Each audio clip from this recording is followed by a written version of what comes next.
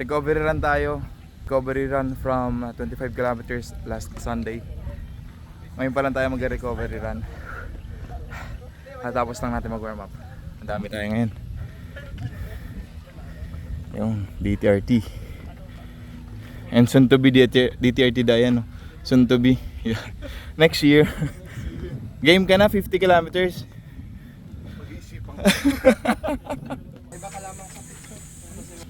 Luyong kaya eh. Ay, Luyo na nga eh. ibig ko. Easy run tayo. Nasa likod natin yung DTRT farm. May mga mambubudol dyan sigurado pero stick to the plan.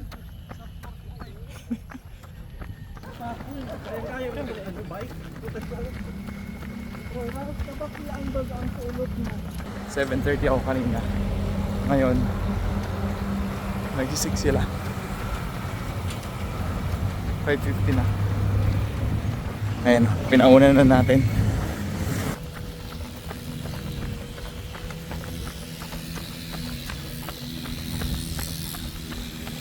So wala tayong target distance ngayon. Target natin is 45 minutes run on easy pace.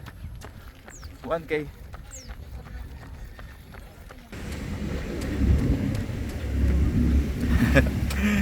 Pag ganito ikot-ikot lang, hindi ako nababahala na maiwan kasi ikot lang din naman yan eh. So maintain lang tayo sa pace natin. 7:30. Let's do it easy. Naalala ko pala nung race sa Libon, may nahimatay doon.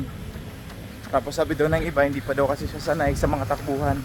Sabi daw, nagpadala siya sa nagpadala siguro sa pressure, sa peer pressure. Siguro nung nasa starting, kapag nasa race ka kasi talaga, yung ambience iba. So mapapasabay ka talaga sa bugso ng damdamin mo. Ikaw, kung pareho tayo, beginner runner, nagkakamali din tayo. Minsan sumasabay tayo sa pressure. Hindi natin minsan namamalay, napapabilis na. Hindi natin na itatakbo yung race na nasa plano. Hindi tayo makakapag-finish ng strong nun. Kaya minsan, mas malala, nagkukulaps pa.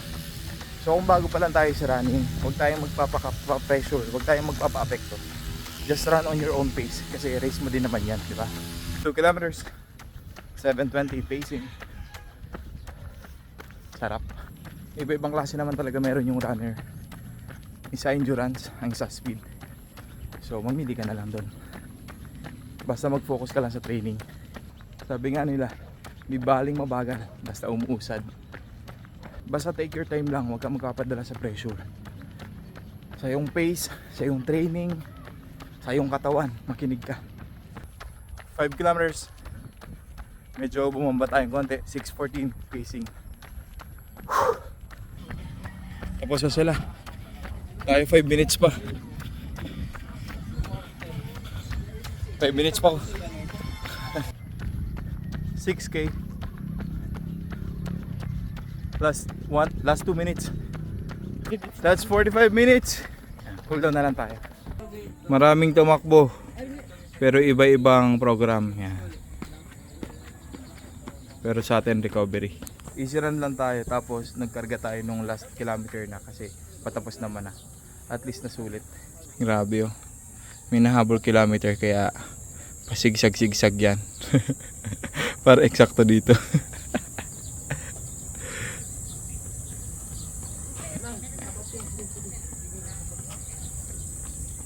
Para sa inyan sir, pag nag-zigzag. Pag minsan may post ako sa page kung may takbo, kung gusto niyo sumama, sumama lang kayo. Kapag nagbigay na tayo ng lugar, time, yun na yun, same day yun. Yan yung takbo natin. So paano? Sana sa sunod takbo kasama na namin kayo. Namara para!